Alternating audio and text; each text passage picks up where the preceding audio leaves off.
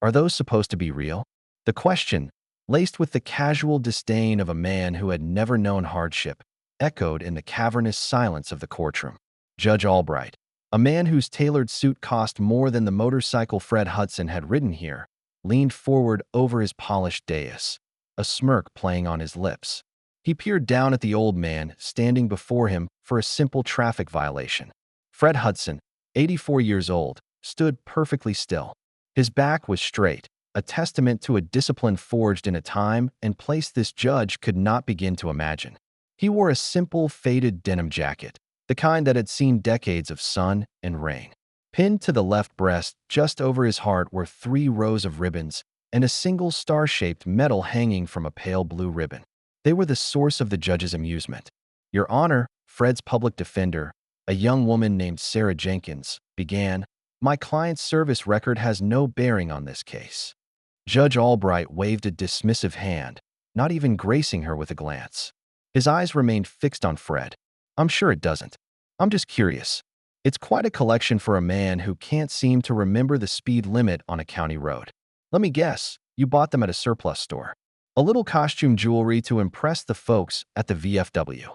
The small gallery, mostly filled with people waiting for their own minor infractions to be called, shifted uncomfortably. A few snickers could be heard from the back row, but most just stared, a mixture of pity and secondhand embarrassment on their faces. Fred Hudson said nothing. His eyes, clear and gray as a winter sky, were fixed on the state flag hanging behind the judge. He wasn't angry. He wasn't insulted. He seemed to be somewhere else entirely. A place of profound and unshakable calm. "I asked you a question, sir," the judge pressed, his voice rising. He enjoyed this small-town power of his position, the ability to dismantle a person piece by piece under the guise of judicial authority. "Are you going to answer me, or are you as deaf as you are decorated?" Sarah Jenkins stood up straighter, her face flushed with anger. "Your Honor, this is inappropriate. Mr. Hudson is a veteran and deserves our respect." "Respect is earned," Counselor Albright shot back, his voice like the crack of a whip. "And parading around with a chest full of tin doesn't automatically earn it in my courtroom. Now, Mr. Hudson, for the last time, where did you get the medals?" Fred's gaze slowly lowered from the flag and met the judge's. His voice, when it came, was quiet, but carried a surprising weight, like stones worn smooth by a river. "They were given to me." The simplicity of the answer seemed to enrage the judge further. It offered no purchase for his mockery. "Given to you by whom?" "The costume shop manager." He leaned back in his large leather chair, a caricature of smug authority. "Let's be clear. I am tired of men of a certain generation thinking a uniform they wore half a century ago gives them a free pass. You ran a stop sign. You were clocked at 20 miles per hour over the limit. And you stand here in this ridiculous jacket as if it's some sort of shield. I find it insulting to the real heroes who served." Each word was a calculated blow designed to humiliate. Sarah could feel the tension in her own body, a coiled spring of outrage. She looked at her client. Fred's hands, gnarled with age and speckled with liver spots, rested calmly on the defense table. He didn't fidget. He didn't flinch. He just stood there, absorbing the judge's venom without a flicker of expression. "Take the jacket off," the judge commanded. A collective gasp went through the courtroom. This was no longer about a traffic ticket. This was a public stripping of dignity. "Your Honor, you can't be serious," Sarah pleaded, her voice trembling slightly. "I am perfectly serious, Counselor. This is my courtroom. The defendant will show it the proper respect. That display is a distraction. Take it off, Mr. Hudson, or I will find you in contempt." The bailiff, a burly man who had seen his share of courtroom drama, took a hesitant step forward. His eyes met Fred's, and for a moment he looked uncertain, even apologetic. Fred did not move. He did not look at the bailiff or the judge. He looked at the medals on his own chest, his gaze lingering for a fraction of a second on the one hanging from the blue ribbon. He seemed to be listening to a distant echo, a sound no one else in the room could hear. His silence was his answer. It was a profound and unyielding no. "Fine," the judge spat, his face turning a blotchy red. "Bailiff, add a charge of contempt of court and a $500 fine. Maybe that will get his attention." The judge's eyes narrowed on the most prominent medal, the one that hung slightly apart from the others. He pointed a fat finger at it, "Especially that one." The gall to wear a replica of the Medal of Honor. Do you have any idea what that represents, old man? The blood and sacrifice it stands for. You wearing that is a slap in the face to every person who ever served honorably. As Judge Albright spoke, the sterile, wood-paneled courtroom seemed to dissolve around Fred Hudson. The judge's mocking words faded into a roar, not of a hostile crowd, but of rotor blades and screaming men. The air, thick with the smell of floor polish and stale coffee, was suddenly choked with the metallic tang of blood and the acrid smoke of cordite. For a fleeting second, he wasn't standing on worn linoleum, but was back in the sucking mud of a rice paddy outside Hugh City.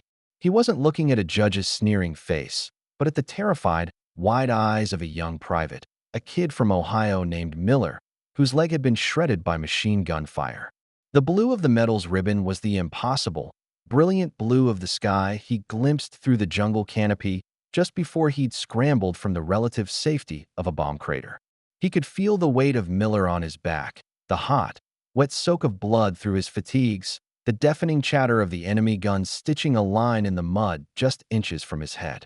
He remembered the burning in his lungs, the singular desperate thought not of living or dying, but of getting that boy to the medevac chopper. The medal wasn't a piece of tin. It was the weight of another man's life. The memory vanished as quickly as it came, leaving Fred back in the silent, tense courtroom. He blinked slowly, his composure unbroken. Only his breathing had changed, becoming just a fraction deeper, a little more measured. Sarah Jenkins watched the entire exchange, her heart pounding with a helpless fury. She saw the judge's cruelty, the crowd's cowed silence, and Fred's incredible, almost unnerving stoicism. She knew with a certainty that chilled her to the bone that this was a terrible injustice. The judge wasn't just wrong. He was desecrating something holy. She looked down at the case file. Fred Hudson. A few prior speeding tickets over the last 20 years. Nothing else. Address, social security number, date of birth. On the intake form, in the box marked military service, Fred had simply written yes. He hadn't specified a branch, a rank, or a single honor. The humility of it in the face of this public flogging was staggering. An idea sparked in her mind, a desperate long shot. While the judge was busy pontificating to the court reporter, adding his self-righteous justifications to the official record, Sarah leaned over to Fred. "Mr. Hudson," she whispered, her voice urgent. "Is there anyone I can call from your old unit?" Fred turned his head slightly, his gaze meeting hers for the first time.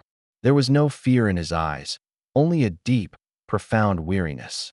He gave a barely perceptible shake of his head. "It was a long time ago, miss. Most of them are gone now. There has to be someone," she insisted, refusing to let it go. She saw a small, almost unnoticeable pin on his jacket collar. A simple crest she didn't recognize. "Let me just step out for a moment. I need to get a file from my office." The judge waved her away without looking. "Do what you want, counselor. Your client isn't going anywhere." Sarah practically ran from the courtroom, her heels clicking frantically on the polished floor. She ducked into an empty alcove in the hallway, her hands shaking as she pulled out her phone. She didn't have a file to get.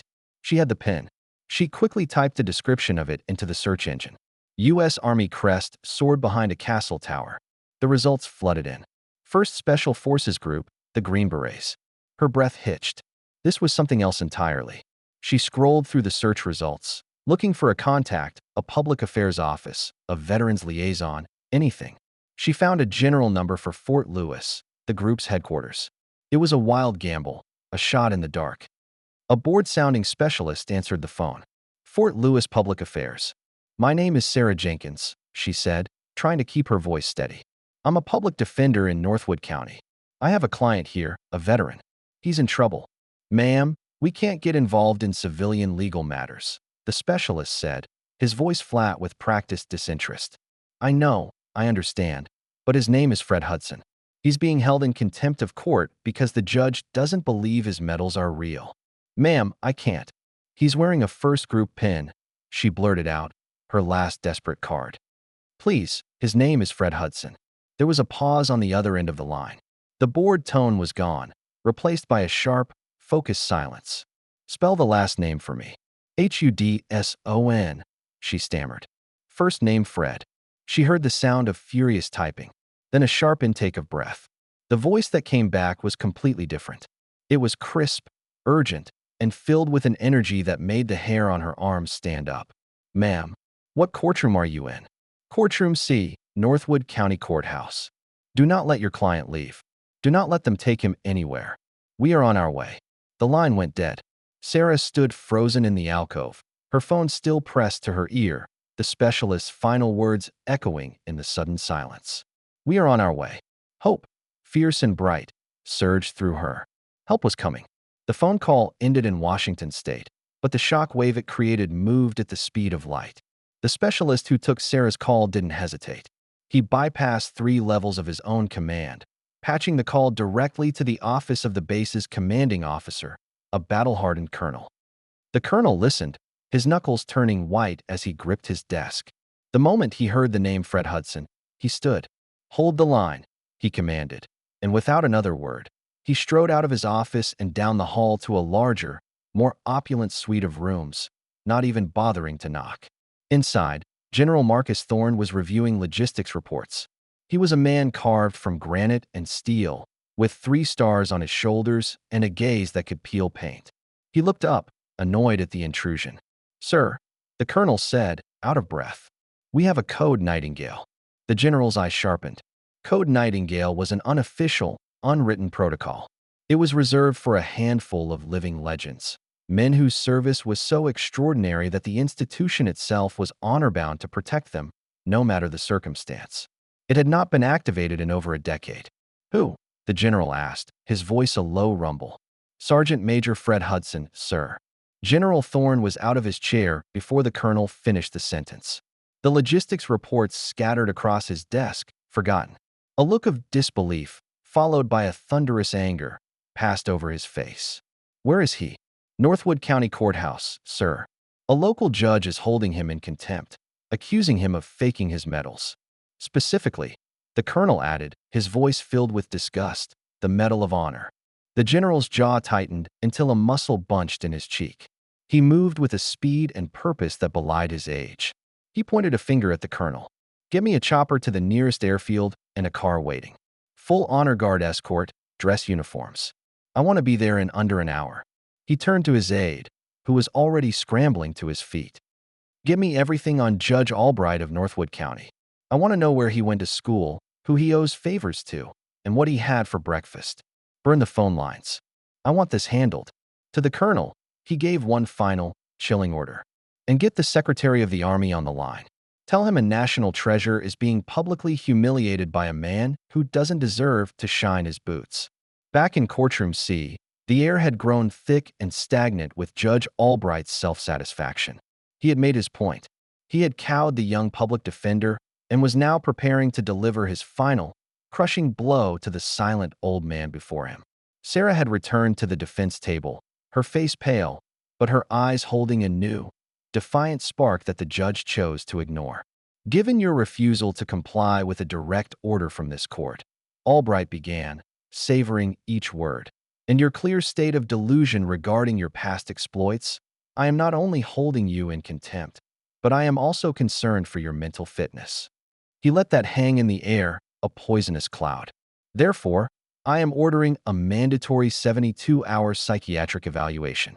The bailiff will remand you into the custody of the county sheriff's department, who will transport you to the state hospital for assessment." This was the ultimate degradation.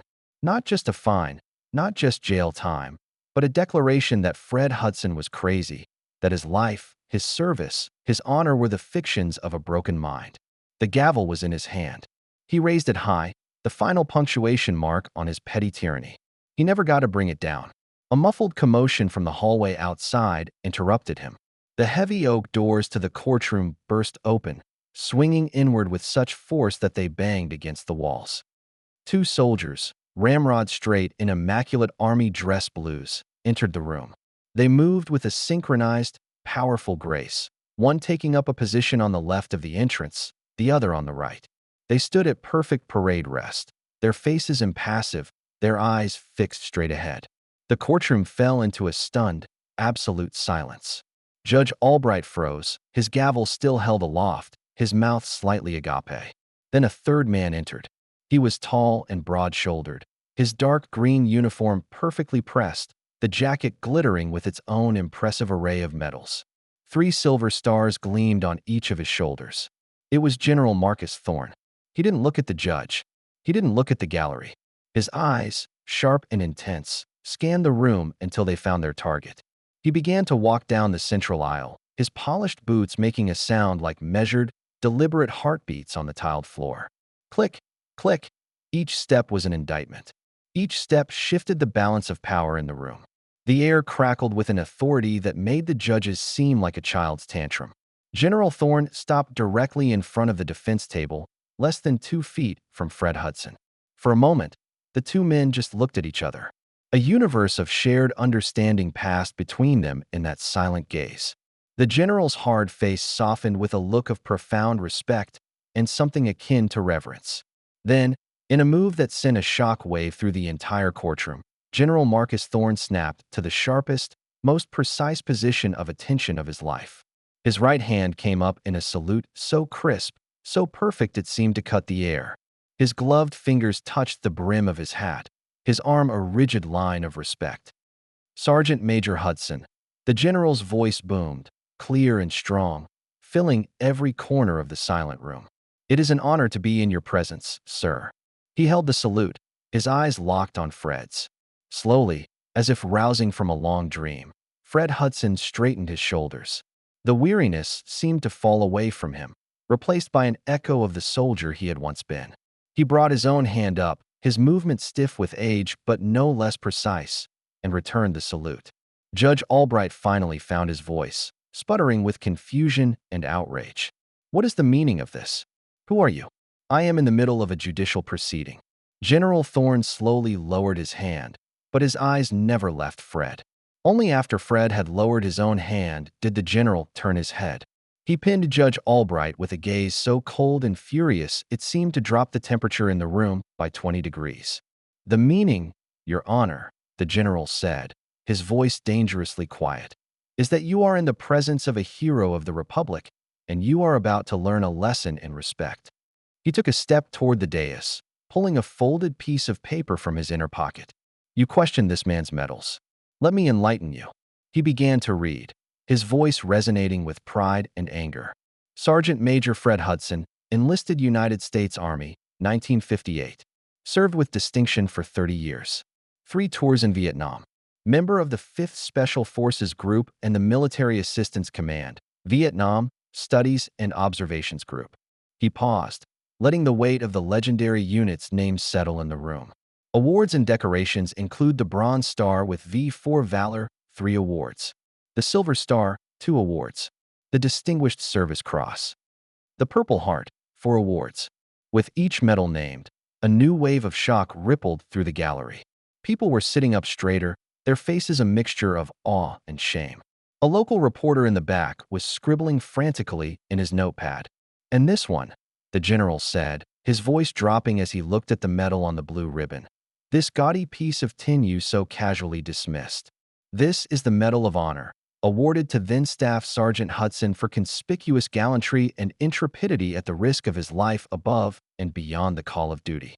On February 4, 1968, near the city of Hue, Sergeant Hudson, with complete disregard for his own safety, single-handedly charged 2 enemy machine gun nests, eliminating them both, and proceeded to carry 3 wounded comrades across 200 meters of open, fire-swept terrain to a medical evacuation point. He then returned to the fight. The general folded the paper, his movements sharp and deliberate. He stared at the judge. This man's jacket holds more honor than this entire courthouse, yourself included. He is not a defendant. He is a national treasure. And you, in your arrogance, saw fit to humiliate him. Judge Albright's face had gone from red to a pasty, sickly white. He looked small and powerless behind his large, imposing bench. He opened his mouth, but no words came out. He was, for the first time in his professional life, utterly and completely silenced. The gavel lay forgotten on his desk. The general turned back to Fred. Sergeant Major, on behalf of the United States Army and a grateful nation, I apologize for the indignity you have been subjected to today. He then turned his icy gaze back to the judge, his voice dropping to a low, menacing tone. As for you, Your Honor, you seem to have a problem with veterans. I would suggest you rectify that. I have already been on the phone with the office of your state's governor, as well as the head of the Judicial Conduct Commission. They are very, very interested in today's transcript. I imagine your career of public service is about to come to a rather abrupt end. The finality in his voice was absolute.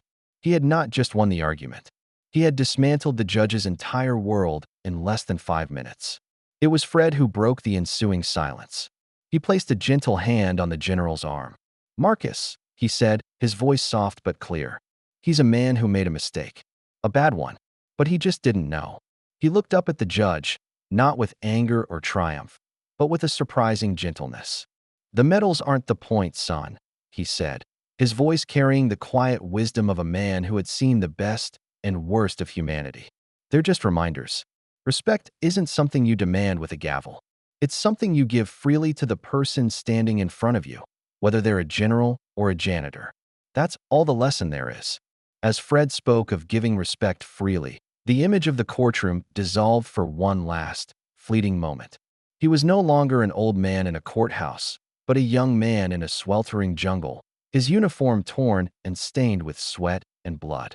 He was kneeling beside a captured enemy soldier, no older than a boy, whose eyes were wide with fear.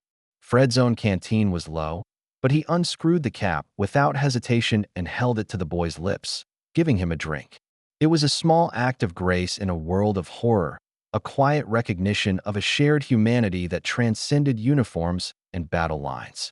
The honor wasn't in the fighting. It was in remembering you were a man. The fallout from that day in courtroom C was swift and decisive. The story, broken by the local reporter and quickly picked up by national news outlets, went viral. The image of General Thorne saluting the unassuming old veteran became a symbol of honor and accountability. Judge Albright was suspended, and after a formal investigation by the State Judicial Commission, he was forced into an early, disgraced retirement. In response to the public outcry, the state legislature passed a new bill, unofficially called Hudson's Law, mandating cultural competency and sensitivity training regarding military veterans for all public officials. General Thorne ensured that Fred's traffic ticket was not just dismissed, but formally expunged with a written apology from the state. Fred wanted none of it. He went back to his quiet life, fixing his motorcycle in his garage and meeting his friends for coffee on Tuesday mornings. About a month later, Fred was sitting in his usual booth at a small local diner. The bell over the door chimed, and a man walked in, looking hesitant and out of place in a simple polo shirt and slacks. It was Albright. He looked older, smaller, stripped of his judicial robes and arrogance. He saw Fred and walked slowly over to the table. "Mr. Hudson," he said, his voice quiet. Can I sit down?" Fred simply gestured to the seat opposite him. Albright sat, his hands fidgeting on the table. "I wanted to apologize," he said, not looking Fred in the eye. "What I did, what I said, there's no excuse for it. I was arrogant. I was cruel, and I was wrong. I'm sorry." Fred took a slow sip of his coffee. He looked at the man across from him, a man broken by his own pride. He saw no reason for any more punishment. "I hear you're not on the bench anymore," Fred said, his tone neutral. "No," Albright admitted. "I'm not." "Good," Fred said, and for a second, Albright flinched. A man shouldn't have a job he doesn't have the heart for. He pushed a menu across the table. "The coffee's good here." It was an offer of peace, a simple, graceful act of forgiveness. Albright looked up, finally meeting Fred's gaze, and for the first time, he saw not a defendant or an old man, but simply a person worthy of respect. He nodded, a weight lifting from his shoulders. Stories like Fred Hudson's remind us that heroes walk among us every day, often unseen. If you believe in honoring their quiet valor, please like this video, share it with others, and subscribe for more stories that deserve to be told.